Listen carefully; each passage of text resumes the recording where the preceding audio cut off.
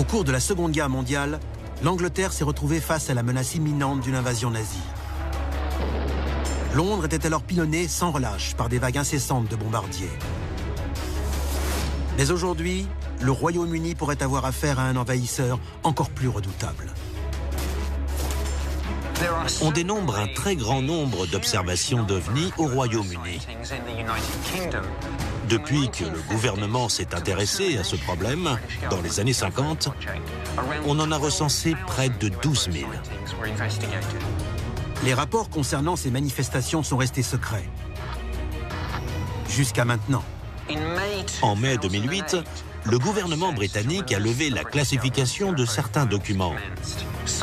Mais de nombreux détails restent dissimulés. Le gouvernement chercherait-il à cacher que la Grande-Bretagne est menacée par une invasion extraterrestre? C'est ce que nous essaierons d'apprendre aujourd'hui.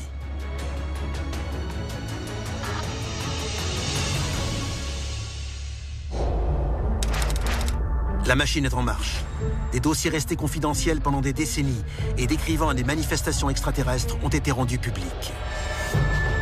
Nous allons révéler le contenu de ces documents et découvrir ce que le gouvernement américain voulait cacher. C'est à suivre dans Alien Files, l'émission qui perce les plus grands secrets de la planète Terre. Aberdeen, en Écosse, année 2012. Une nuit glaciale recouvre les Lowlands. La famille Ritchie est tout à coup réveillée par de puissantes lumières venant du ciel. En regardant par la fenêtre, ils découvrent avec stupeur un objet circulaire flottant au-dessus de leur ferme. Il y restera 4 heures. Grâce à leur caméscope, la famille enregistre des images de l'objet avant qu'il ne s'éloigne. Les autorités déclarent qu'il n'y a aucun moyen de savoir si un aéronef se trouvait dans cette zone à ce moment précis. Mais comment est-ce possible dans l'un des espaces aériens les mieux contrôlés? Selon certains experts, ce n'est pas la première fois que le gouvernement tente de cacher des faits de cette nature. Les gens ont longtemps pensé que le ministère de la Défense britannique s'intéressait beaucoup plus aux ovnis qu'il ne le disait. En 2008, le gouvernement britannique lève le voile sur 50 ans d'archives classifiées sur les ovnis. Il s'agit de centaines de dossiers, totalisant près de 10 000 pages de rapports. Quand le gouvernement a annoncé qu'il allait déclassifier les dossiers sur les ovnis, les gens auraient dû s'y intéresser.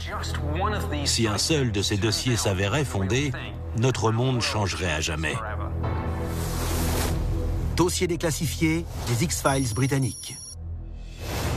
Tangmere, dans le Sussex, en juin 1950.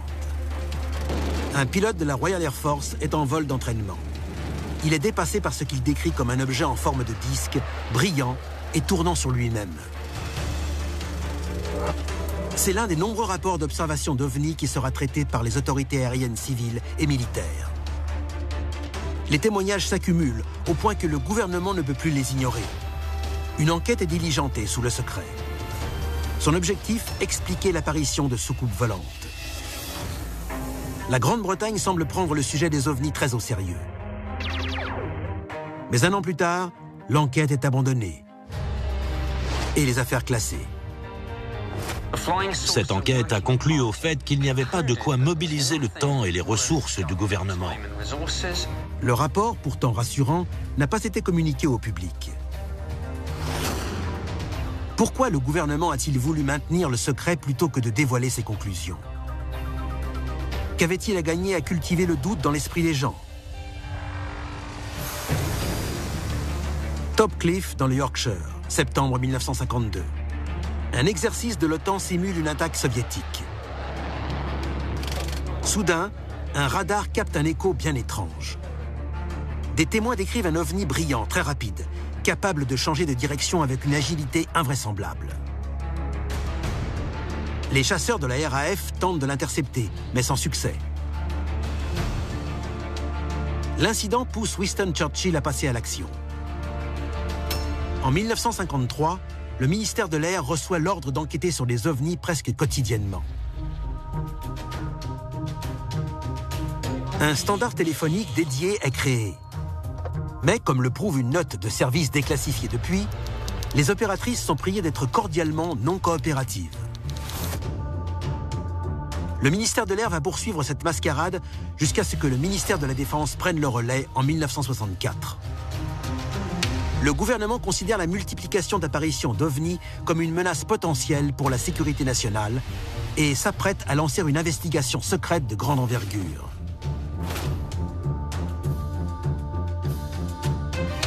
Les constatations faites lors de cette enquête viennent seulement d'être révélées. Entre les années 50 et 60, les témoignages d'apparitions d'OVNI se multiplient en Grande-Bretagne. Ils atteignent leur paroxysme en 66 et 67, en plein mouvement psychédélique, alors que font rage la course à la conquête spatiale et la guerre du Vietnam. En 2 ans, le standard dédié aux ovnis reçoit près de 400 signalements. On en débat jusqu'au Parlement, pour le plus grand amusement des élus sceptiques. Mais en fait, le gouvernement prend ces témoignages très au sérieux. Le ministère de la Défense crée une cellule d'enquête spécialisée, la DI-55. Son existence est maintenue ultra secrète jusque dans les années 90. Le ministère de la Défense a en permanence maintenu le silence. Il s'agit, par nature, d'une organisation secrète en soi. C'est probablement l'une des administrations les plus secrètes qui puisse être au sein d'un gouvernement. Le DI-55 opère tout au long des années 70, jusqu'à ce que survienne l'une des affaires d'OVNI les plus retentissantes de l'histoire britannique. Dossier déclassifié, l'affaire de Rendlesham Forest. Forêt de Rendlesham dans le Suffolk. Décembre 1980. 2 soldats américains stationnés sur la base aérienne de Woodbridge sont témoins de ce qu'ils pensent être un crash aérien. John Burroughs et Jim Penniston, ainsi que quelques autres employés de la base, étaient en permission quand ils ont cru voir un appareil s'écraser dans la forêt non loin d'eux. En arrivant sur les lieux, les 2 hommes n'ont pas découvert le site d'un crash, mais un ovni posé dans une clairière. L'incident s'est produit près de 2 bases majeures de l'OTAN. Il constitue donc une menace sans précédent pour la sécurité de ces sites hautement stratégiques. Et ce ne sera pas la dernière. Un autre soir, un jeune soldat serait entré en trombe dans le mess des officiers, se serait précipité vers le commandant adjoint de la base, l'aurait salué et lui aurait dit « Mon colonel, c'est de retour ». Le colonel Holt est sceptique. Mais il décide de se rendre sur les lieux avec un enregistreur et un compteur Geiger. Nous avons trouvé une trace d'impact dans une zone de végétation. Il détecte des traces de radiation significatives. Le compteur augmente. Par à coup. Au cours de son inspection, il remarque d'étranges lumières clignotantes. Attendez. Doucement. C'est où? Juste à cette position, en face de nous, entre les arbres. Là, encore. Le colonel fait une description de ce qu'il observe. Direction nord, nous voyons 2 objets étranges, en forme de demi-lune. Ils virevoltent et ils émettent des lumières colorées. Je vois une sorte de rayon descendre vers le sol. J'ai écouté cet enregistrement. Le colonel Hout décrit ce que lui et ses hommes observent. Un objet volant non identifié, restant sur place à une certaine distance, puis se mettant à approcher. Ça vient vers nous. Ça approche. L'affaire de la forêt de Rendlesham est sans aucun doute l'un des témoignages d'observation d'OVNI les plus stupéfiants. L'incident entraîne un long débat au Parlement au sujet des ovnis et de la sécurité nationale. Mais une fois encore, le ministère de la Défense considère que la menace n'est pas fondée et le dossier est clos. Pourtant, le doute subsiste encore dans l'esprit de certains. Quand les X-Files britanniques ont été rendus publics, des milliers de témoignages datant de 1965 à 2009 ont été dévoilés. Bizarrement, ceux datant de 1980 à 82, parmi lesquels ceux liés à l'incident de Rendlesham, sont introuvables. Le ministère de la Défense avouera un peu plus tard qu'ils ont été détruits par erreur. Comment un dossier aussi important a-t-il pu être détruit? L'a-t-il vraiment été? Ou est-ce que le gouvernement britannique cache quelque chose? Qu'y avait-il d'autre dans ces dossiers? Il s'avère que cette destruction accidentelle d'un dossier sensible n'est pas une première. Dossier déclassifié, le protocole de Pitlochry. Pitlochry en Écosse, 1990. Deux hommes se promènent dans la lande et prennent en photo un étrange appareil escorté par deux chasseurs de la RAF. Ils envoient leurs photos à un journal local. Plutôt que de les publier, la rédaction décide de les envoyer au ministère de la Défense. De crainte de voir l'affaire ébruitée dans les médias, le ministère prend une décision inhabituelle. Il fait remonter l'information au chef du gouvernement. Le communiqué de presse indique qu'une enquête sur cet incident est en cours, mais aucun détail n'est donné. Les photos sont enfermées aux archives du ministère de la Défense et les autorités attendent que la tension retombe. Mais que pouvait être cet objet? Pourquoi était-il accompagné de deux chasseurs? La version officielle indique qu'il s'agissait d'un aéronef expérimental. Pour beaucoup, le ministère de la Défense cache encore une fois la vérité. En une cinquantaine d'années, près de 12 000 témoignages d'observation d'OVNI ont été portés à la connaissance du ministère de la Défense, qui persiste à refuser d'enquêter, tout en dissimulant les détails.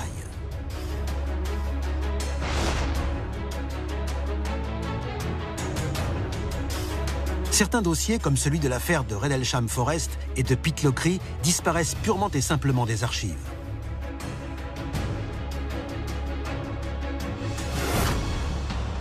Mais avec le début des années 90, le monde évolue. La guerre froide cède la place à la glasnost. L'apartheid se disloque. Le monde entier semble se tourner vers une optique de transparence. Le gouvernement britannique charge un homme de lever le voile sur certaines affaires impliquant des ovnis. Son nom, Nick Pope. Quand on m'a chargé des enquêtes sur les ovnis en 1991, je ne savais pas à quoi m'attendre. Je ne m'intéressais pas vraiment au sujet.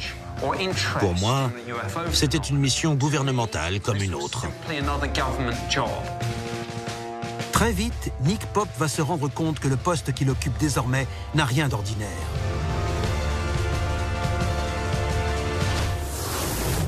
Dossier déclassifié, l'incident de Cosford. Depuis son arrivée au ministère de la Défense il y a 2 ans, Nick Pope traite les signalements d'OVNI avec la plus grande considération.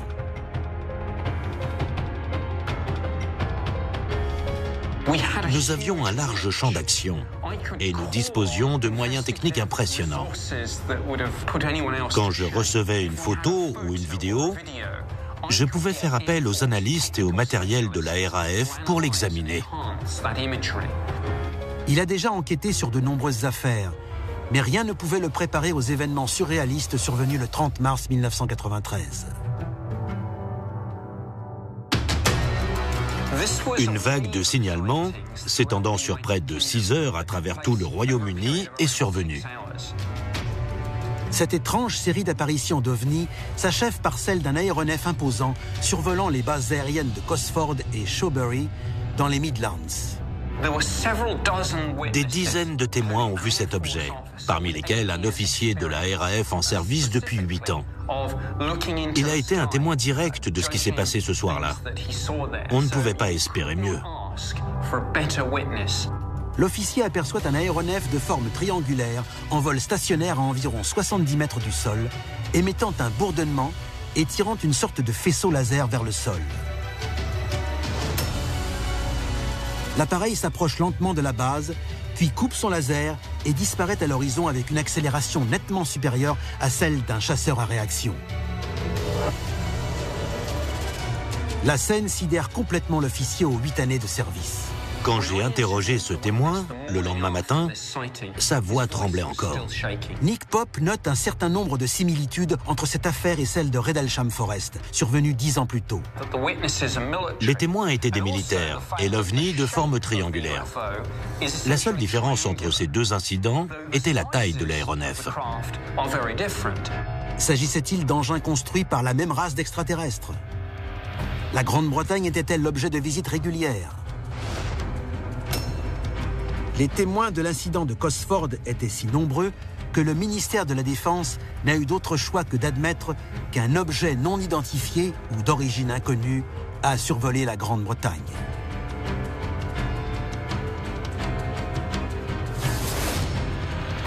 En 1998, Tony Blair tient une réunion à huis clos avec le ministère de la Défense afin de débattre des risques liés à la levée du secret sur les dossiers concernant les ovnis. Il confie alors qu'il ne s'intéresse que moyennement aux ovnis, mais qu'il ne remet pas en cause l'existence d'une vie extraterrestre. Il faudra encore 10 ans pour que le gouvernement lève enfin le voile sur les fameux X-Files britanniques en 2008. Le contenu de ces dossiers a de quoi secouer l'opinion publique. Jusque-là, tout le monde avait quelques pièces du puzzle, mais personne ne les rassemblait. Avec cette levée du secret, nous avons enfin pu avoir une vision d'ensemble de ces phénomènes. Ce processus de déclassification a permis au grand public de prendre connaissance de centaines de dossiers et ainsi de dévoiler des décennies de désinformation sur les ovnis. Certains documents démontrent clairement que le gouvernement a tenté de minimiser l'ampleur des apparitions d'ovnis, qu'il a cherché à discréditer les quelques témoignages relatés par les médias et à faire passer ceux qui enquêtaient sur ces phénomènes pour des déséquilibrés. Les X-Files britanniques ont révélé des faits intrigants, dont la première manifestation remonte à l'affaire de Rendlesham Forest. Selon certaines rumeurs, la base de Woodbridge abritait l'arme nucléaire. Ces ovnis pouvaient être intéressés par nos sites de lancement de missiles ou notre programme atomique. En 2009, le gouvernement a fermé du jour au lendemain le standard dédié aux observations d'ovnis, laissant les témoins potentiels sans personne vers qui se retourner. Nous vous informons que le ministère de la Défense ne prend désormais plus en compte les signalements d'OVNI. Il n'est donc plus possible de laisser de messages à ce numéro. Rendez-vous sur notre site internet pour plus de détails. Le mois suivant cette fermeture, les observations d'OVNI ont triplé dans le Royaume-Uni. Il y a un dicton militaire qui dit « À entraînement difficile, guerre facile ». On devrait mieux se préparer à l'éventualité d'une invasion extraterrestre. Notre défense doit être notre préoccupation première. Quels sont les risques d'un contact avec des extraterrestres hostiles? La Grande-Bretagne est-elle prête à faire face?